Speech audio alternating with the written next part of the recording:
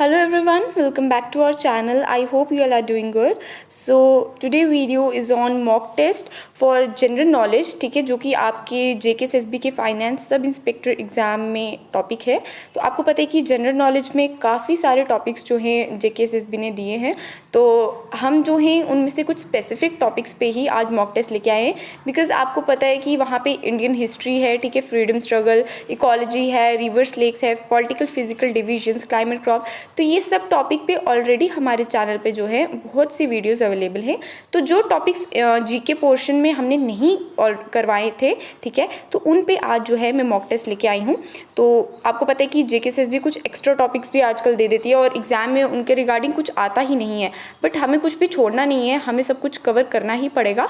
तो हमने आज की वीडियो में जो टॉपिक कवर किए हैं मॉक टेस्ट में, वो है first in world, first in India, international organisations, UN agencies, major newspapers, news agencies और इंटेलिजेंस एजेंसीज, ठीक है। तो इन सब टॉपिक्स पे जो है आज हमारा मॉक टेस्ट स्पेसिफिकली रहने वाला है। बाकी के जो टॉपिक्स हैं हम फर्दर कोई वीडियो लाएंगे जिसमें हम 20 क्वेश्चंस की ही वीडियो होगी और ऑल ओवर जो टॉपिक्स हैं उसमें से हम कुछ टॉपिक्स में से जो है क्वेश्चंस गैदर करके जीके पोर्शन का मॉक टेस्ट बनाएंगे। आज की जो वीडियो रहने वाली है वो यही वाले टॉपिक्स पे मॉक टेस्ट रहने वाला है, बिकॉज ये वाले टॉपिक्स पे अभी तक हमने नहीं कोई भी ऐसा टेस्ट लाया था, तो इसलिए मैंने यही स्पेसिफिक टॉपिक्स पे लाया है। बाकी सारे टॉपिक्स के जो है जैसे क्लाइमेट हो गया या रिवर लेक्स हो गए, पॉलिटिकल फिजिकल डिविजन्स हो गई वर्ल्ड की, तो उसके में जो लिंक है वो डिस्क्रिप्शन बॉक्स में दे दूंगी, आप वो वीडियोस भी चेकआउट कर सकते हैं, ठीक है। तो आज की जो वीडियो है इसमें हमारे टोटल 30 क्वेश्चंस होने वाले हैं, तो आप अपना बेस्ट दीजिए और स्कोर जो है वो कमेंट सेक्शन में ज़रूर मेंशन कीजिएगा, ठीक है। तो स्टार्ट करते हैं वीडियो। फर्स्ट क्वेश्चन जो है ये हमारे फर्स्ट इन वर्ल्ड में से क्वेश्चंस आने वाले हैं स्टार्टिंग में, ठीक है। तो फर्स्ट क्वेश्चन है, the first secretary general of United Nations was, United Nation के पहले सेक्रेटरी जनरल कौन थे? A George Washington, B Robert Perry, C Trygve Lie and D none of this. तो इनमें से क्या राइट आंसर है? ऑप्शन नंबर सी, ठीक है। जो ट्राइब लाई हैं यही हमारे पहले सेक्रेटरी जनरल थे यूनाइटेड नेशंस के, ठीक है, UN के पहले सेक्रेटरी जनरल थे ये, ठीक है। तो आपको फर्स्ट क्वेश्चन का सी राइट आंसर मिल चुका है। सेकेंड क्वेश्चन है, the first man to walk in space was, पहले ऐसे आदमी जो कि स्पेस में चले थे, ठीक है। ए है डेनिस टीटो, सी है एलेक्सी लियोनोव, बी है एलेक्सी लियोनोव, सी है यूरी गैगरिन और डी है राकेश शर्मा। तो सेकंड का क्या राइट आंसर है? ऑप्शन नंबर बी, ठीक है। जो एलेक्सी लियोनोव हैं ये पहले ऐसे पर्सन थे जो कि स्पेस में जिन्होंने वॉक की थी, ठीक है। तो सेकंड का राइट आंसर है option number B. Third question, first country to give constitutional status to animal rights, ऐसी पहली कंट्री कौन सी है जिसने कॉन्स्टिट्यूशनल स्टेटस दिया है एनिमल के राइट्स को भी, ठीक है। तो ए है स्विट्जरलैंड, बी है जर्मनी, सी है न्यूजीलैंड और डी है स्वीडन। तो इसमें क्या राइट आंसर रहने वाला है? ऑप्शन नंबर ए, ठीक है। जो स्विट्जरलैंड है ना, इन्होंने कॉन्स्टिट्यूशनल स्टेटस दे दिया है एनिमल राइट्स को भी, तो ए राइट आंसर है थर्ड का। फोर्थ क्वेश्चन है, the first satellite to be sent into space was, पहली सैटेलाइट जिसको हमने स्पेस में भेजा था वो कौन सी थी? ए है पाइमर, बी है ल्यूना 1, सी है स्पुतनिक और डी है अपोलो 2। तो फोर्थ का क्या राइट आंसर है? ऑप्शन नंबर सी, ठीक है। जो स्पुतनिक है ये पहली सैटेलाइट थी जिसको स्पेस में भेजा गया था, ठीक है। तो फोर्थ का सी राइट आंसर है।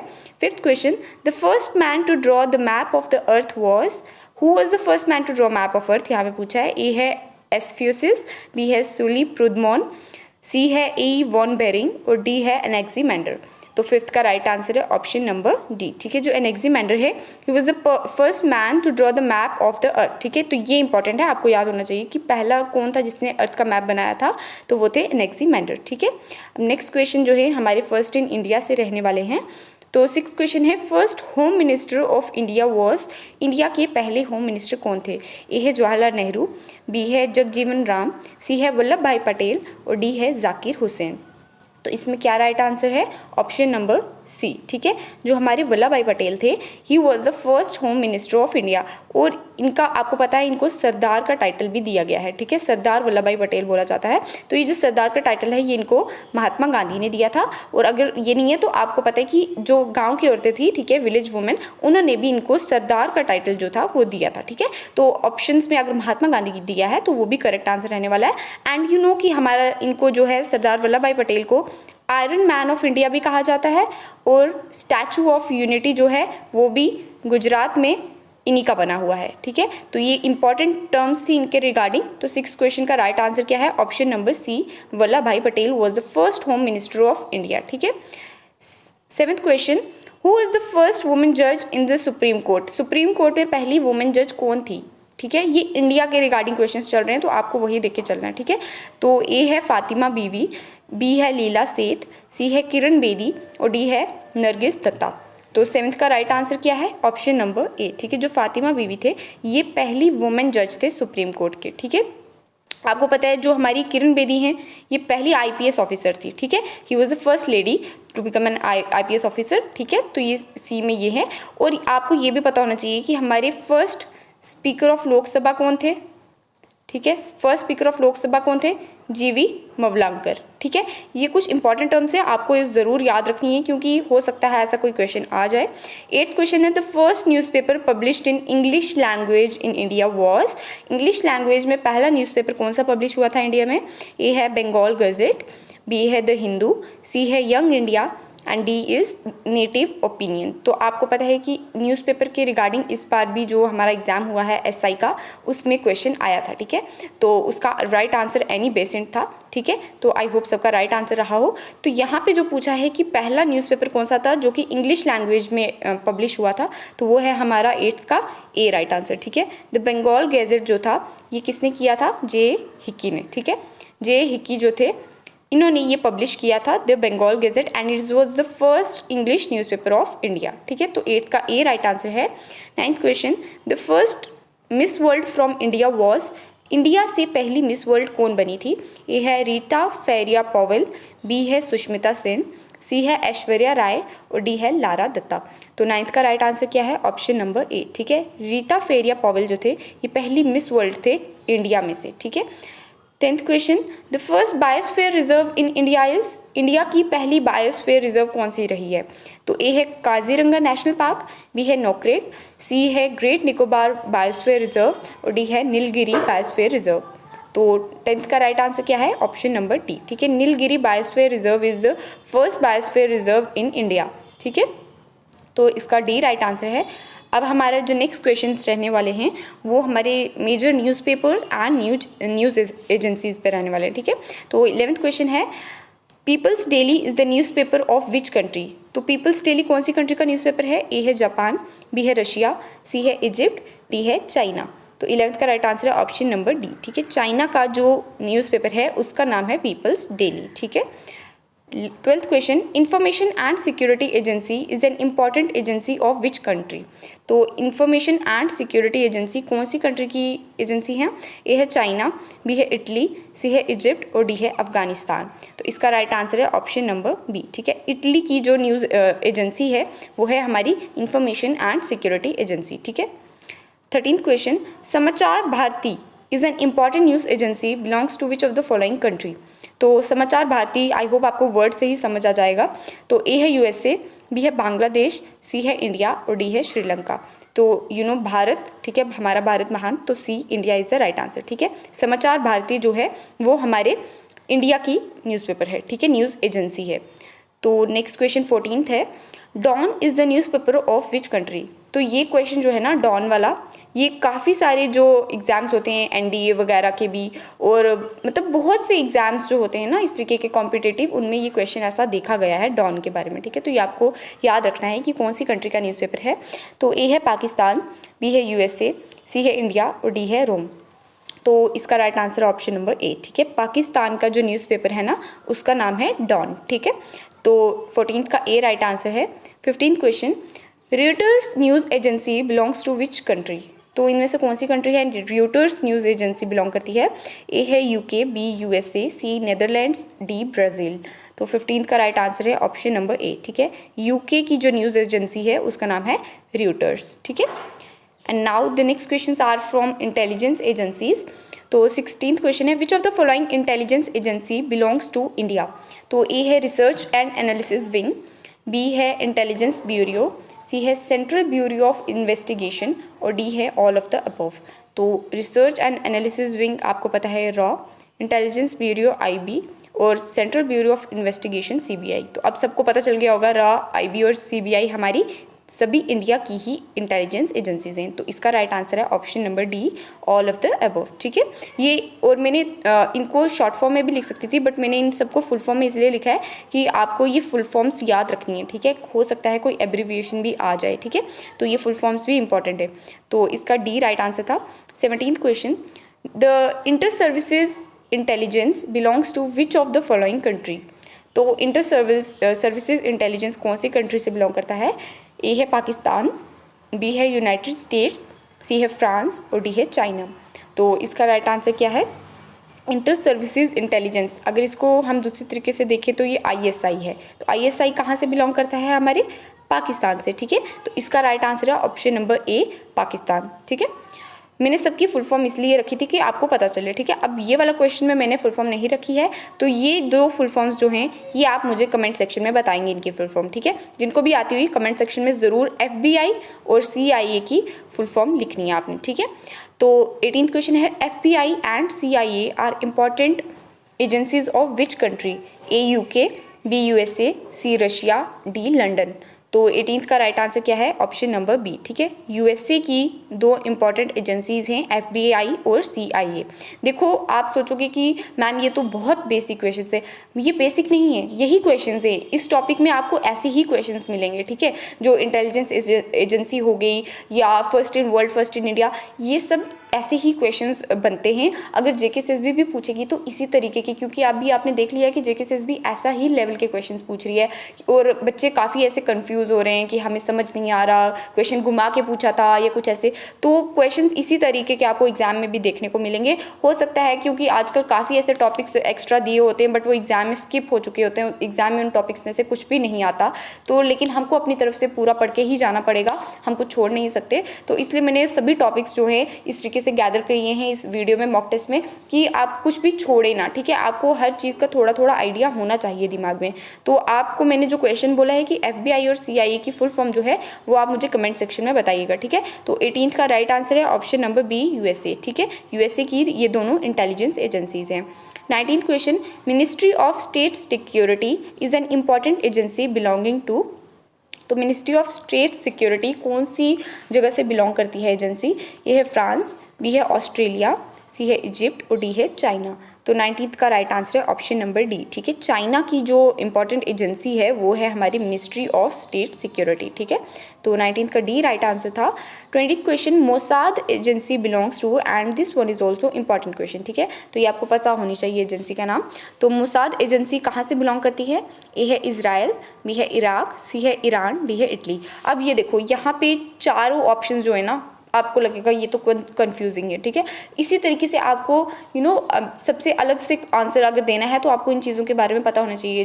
तो यहाँ पे जैसे हमारे एग्जाम में भी कुछ ईरान इराक का कुछ कन्फ्यूजन दिया था, मैंने सुना है फा में, ठीक है। तो इस तरीके के क्वेश्चंस जो हैं आपको देखने को मिल सकते हैं एग्जाम में, ठीक है। तो आपको पहले से ही ऐसे क्वेश्चंस के लिए प्रिपेयर रहना चाहिए। तो मोसाद एजेंसी कहाँ से बिलोंग करती है? Israel, Iran, Iraq, Italy. कहाँ से? तो 20th का राइट आंसर है ऑप्शन नंबर ए, ठीक है। इजराइल जो है उसकी जो इंटेलिजेंस एजेंसी है वो है मोसाद, ठीक है। तो 20th का ए राइट आंसर है Israel. Now next questions are from UN agencies. तो 21st क्वेश्चन है, ILO स्टैंड्स फॉर। तो ILO की ये एब्रीविएशन क्या है? तो ए है इंटरनेशनल लॉ ऑर्गेनाइजेशन, बी है इंटरनेशनल लेबर ऑफिस, सी है इंटरनेशनल लेबर ऑर्गेनाइजेशन और डी है नन ऑफ दीज। तो 21st का राइट आंसर है ऑप्शन नंबर सी, ठीक है। International Labour Organisation is the full form of ILO, ठीक है। तो इसका सी राइट आंसर था। 22nd question, the headquarters of World Bank are situated at. तो वर्ल्ड बैंक के हेडक्वार्टर्स कहाँ पे सिचुएटेड हैं? ए है वाशिंगटन DC, बी है जेनेवा, सी है न्यूयॉर्क और डी है पेरिस। तो 22nd का राइट आंसर है ऑप्शन नंबर ए, ठीक है। वाशिंगटन DC जो है यहाँ पे वर्ल्ड बैंक के हेडक्वार्टर्स सिचुएटेड हैं, ठीक है। ये आपको हेडक्वार्टर्स वगैरह पता होने चाहिए, हो सकता है कोई क्वेश्चन आ जाए। 23rd है, what is the main objective of Food and agriculture Organisation. जो हमारी फूड एंड एग्रीकल्चर ऑर्गेनाइजेशन है FAO, ठीक है, इसका मेन ऑब्जेक्टिव क्या है यहाँ पे पूछा है। तो ए है to provide free food to everyone, ठीक है। ये तो नहीं है, फ्री फूड हर किसी को नहीं प्रोवाइड कर सकते। सेकंड है to provide necessities to poor people, तो हर किसी गरीब को हम नेसेसिटीज़ भी जो है ऑर्गेनाइजेशन कैसे प्रोवाइड करेगी, ठीक है। सी है to improve living conditions of rural population, तो this one is right answer. और डी है to improve standards of living in the world, and this is also not right, ठीक है, ये भी गलत है। तो इसका राइट आंसर है ऑप्शन नंबर सी, ठीक है। Living conditions of rural population को इम्प्रूव करना मेन ऑब्जेक्टिव है फूड एंड एग्रीकल्चर ऑर्गेनाइजेशन का, ठीक है। तो 23 का राइट आंसर है ऑप्शन नंबर सी, ठीक है। 24th question, World Trade Organisation was established in, WTO कब एस्टैब्लिश हुआ था, और ये भी इंपॉर्टेंट क्वेश्चन है, ठीक है। तो ए है 1995, बी है 1946, सी है 1972 और डी है 1944। तो 24th का राइट आंसर है क्या, ऑप्शन नंबर ए, ठीक है। 1995 में जो है WTO ऑर्गेनाइजेशन जो है हमारी वर्ल्ड ट्रेड ऑर्गेनाइजेशन एस्टैब्लिश की गई थी, ठीक है। आप मुझे ये बताइए कि वर्ल्ड ट्रेड ऑर्गेनाइजेशन का जो हेड क्वार्टर है वो कहाँ पे है, ठीक है, ये आप मुझे कमेंट में ज़रूर बताइएगा। 25th question, what is the full form of UNESCO, UNESCO की फुल फॉर्म क्या है। और ये क्वेश्चन आई होप ये क्वेश्चन आ जाए एग्जाम में और सब राइट करके आएँ, क्योंकि ये क्वेश्चन मुझे लगता है इस बार पेपर में ज़रूर पूछा जाएगा। इस तरीके के बेसिक क्वेश्चंस बहुत आ रहे हैं आजकल पेपर में, तो और काफ़ी बच्चों को इसका आंसर नहीं आता होता, क्योंकि उस टाइम पे एग्जाम प्रेशर होता है, स्ट्रेस होता है, तो बच्चे कन्फ्यूज़ हो जाते हैं और गलत आंसर टिक करके आते हैं, ठीक है। जैसे कुछ बच्चे जो थे, मैंने देखा था पंचायत अकाउंट असिस्टेंट के एग्जाम में, वर्ल्ड वाइड वेब का वहाँ पे इन्होंने बिल्कुल सिमिलर आंसर्स दिए थे, ठीक है। किसी में वाइड था, किसी में वेब था, तो कुछ बच्चे वाइड टिक करके आए थे, ठीक है। तो इस तरीके की कंफ्यूजन नहीं करनी है आपको ध्यान से सारे ऑप्शंस जो हैं वो पढ़ने हैं, ठीक है। तो यहाँ पे हमें पूछा है यूनेस्को की फुल फॉर्म क्या है, तो ए है United Nations Educational Social and Cultural Organisation, B है United Nations Educational Scientific and Cultural Organisation, C है United Nations Educational Social Organisation और डी है नन ऑफ दीज। तो 25th का राइट आंसर क्या है, ऑप्शन नंबर बी, ठीक है, United Nations Educational Scientific and Cultural Organisation. तो यहाँ पे सोशल नहीं है, यहाँ पे साइंटिफिक एंड कल्चरल ऑर्गेनाइजेशन है, ये याद रखना है आपने, ठीक है। तो 25th का बी राइट आंसर है। Now next questions are from international organisations, ठीक है। तो 26 क्वेश्चन है, headquarters of SAARC are situated in, तो सार्क के हेडक्वार्टर्स कहाँ पे हैं, ए है इंडिया, बी है सिंगापुर, सी है नेपाल और डी है चाइना। तो 26 का राइट आंसर क्या है, ऑप्शन नंबर सी, ठीक है। नेपाल में काठमांडू में जो है, ठीक है, वहाँ पे जो है सार्क के हेडक्वार्टर सिचुएटेड हैं, ठीक है। तो ये आपको पता होना चाहिए कहाँ पे है सार्क के हेडक्वार्टर, नेपाल में, ठीक है। 27th question, which of the following country is not a member of SAARC, इनमें से कौन सी कंट्री जो है, इनमें से 4 ऑप्शंस में से सार्क की मेंबर नहीं है, कौन सी कंट्री, ठीक है। ए है इंडिया, बी है श्रीलंका, सी है पाकिस्तान और डी है चाइना। तो 27th का राइट आंसर क्या है, ऑप्शन नंबर डी, ठीक है, China is not a member of SAARC, ठीक है। बाकी इंडिया भी है, श्रीलंका भी है, पाकिस्तान भी है, ठीक है। तो 27th का डी राइट आंसर है। 28th question, who is the secretary general of NATO, NATO के सेक्रेटरी जनरल कौन है। आप यहाँ पे ऑप्शन दिए हैं, एंटोनियो ग्यूटर्स, बी है जो बाइडन, सी है एसाला वेरकन और डी है जेंस स्टोल्टनबर्ग। तो यहाँ पे राइट आंसर क्या है 28th का, ऑप्शन नंबर डी, ठीक है। जेंस स्टोल्टनबर्ग जो हैं वो हमारे नाटो के सेक्रेटरी जनरल हैं अभी, ठीक है, एट प्रेजेंट। और ये जो एंटोनियो ग्यूटर्स हैं ये यूएन के सेक्रेटरी जनरल हैं, ठीक है। He is the secretary general of UN, and NATO के जो हैं वो हमारे जेंस स्टोल्टनबर्ग हैं, ठीक है। तो 28th का डी राइट आंसर है। 29th question, IOC stands for, तो ये भी आपको फुल फॉर्म बतानी है। तो ए है इंटरनेशनल ऑयल कंट्री, बी है इंटरनेशनल ओलंपिक कमेटी, सी है इंडियन ओलंपिक कमेटी और डी है इंटरनेशनल ऑफिस फॉर कॉरपोरेशन। तो IOC की फुल फॉर्म क्या है, ऑप्शन नंबर बी, ठीक है, international Olympic committee is the full form of IOC, ठीक है। 30th question, and this one is the last question of today's video. I hope आप सबको वीडियो अच्छी लगी हो, एंड अपना स्कोर जो है वो कमेंट में ज़रूर मेंशन कीजिएगा कि 30 में से आप कहाँ पे स्टैंड कर रहे हैं, आपका कितना स्कोर बन रहा है, ठीक है। और अगर आपको इस तरीके की और वीडियोस चाहिए होंगी आप मुझे कमेंट सेक्शन में ज़रूर बताइएगा, मैं अच्छे से अच्छा जो मटेरियल है आपके लिए लाऊंगी, ठीक है। और मॉक टेस्ट की फॉर्म में चाहिए तो वो भी बता दीजिए, मैं मॉक टेस्ट की फॉर्म में ही फर्दर जो है जीके पोर्शन कवर करूंगी। तो यहाँ पे आज की वीडियो का जो लास्ट क्वेश्चन है, OPEC is an organisation comprising of how many countries, ठीक है। तो ओपेक जो है उसमें टोटल कितनी कंट्रीज़ हैं, ए है 15, बी है 10, सी है 7, डी है 20। तो 30th का राइट आंसर क्या है, ऑप्शन नंबर 8, ठीक है। टोटल 15 कंट्रीज़ जो हैं are the member of OPEC, ठीक है। देखो यहाँ पे आप सोचोगे कि मैम इस तरीके के इतने सारे क्वेश्चंस कैसे, बट देखो एग्ज़ाम में तो कुछ भी आएगा, ठीक है। आपको हर चीज़ का थोड़ा थोड़ा ग्लिम्स होना चाहिए दिमाग में। ये नहीं है कि आप एक ऑर्गेनाइजेशन के बीच में ही घुस जाओगे और पूरा का पूरा डीप स्टडी करोगे। आपको इसी तरह की जो ऊपर ऊपर से चीज़ें हैं कि ओपेक में कितनी कंट्रीज़ जो हैं वो मेंबर हैं, ठीक है। हर किसी का आपने सेक्रेटरी जनरल याद रखने हैं, आपने याद रखना है हेड क्वार्टर्स कहाँ पे हैं, ठीक है। ऐसी इंपॉर्टेंट चीज़ें जो है वो आपको सिर्फ याद करनी है। ये नहीं है कि आप एक ऑर्गेनाइजेशन लोगे और उसी की डीप डाउन स्टडी करोगे, ठीक है। आपको सिर्फ ऊपर ऊपर से जो है हर चीज़ का थोड़ा थोड़ा आइडिया होना चाहिए, ठीक है। So thank you so much for watching the video. I hope आपको वीडियो अच्छी लगी होगी। अगर अच्छी लगी है तो लाइक ज़रूर कीजिएगा वीडियो को, and if you are new to our channel then subscribe to our channel. And मैं डिस्क्रिप्शन में लिंक दे दूँगी काफ़ी सारे टॉपिक्स का, तो आपको अगर वो भी देखने हैं, क्लाइमेट हो गया, political physical divisions, rivers lakes, ठीक है। तो ये सब टॉपिक्स ऑलरेडी हमने करवा रखे हैं। एंड इवन की जो इकोनॉमी के टॉपिक्स हैं जो कि जीके पोर्शन में दे रखे हुए हैं हमारे सब इंस्पेक्टर के फाइनेंस के जो सिलेबस है उसमें, ठीक है। तो उन्होंने जीके में ही इकोनॉमिक्स के भी काफ़ी टॉपिक दिए हैं, तो वो हमने ऑलरेडी कवर किए हुए हैं। मैं आपको उनके भी अगर आप बोलो तो मैं फर्दर और वीडियोज़ जो हैं वो लेके आऊँगी मॉक टेस्ट की फॉर्म में। तो आप मुझे कमेंट में बता दीजिएगा, मैं उसी तरीके के जो है आपके लिए वीडियोस ले आऊँगी, ठीक है। So thank you so much for watching the video and do comment कि आपका क्या स्कोर रहा है आज की वीडियो में। Okay, thank you so much.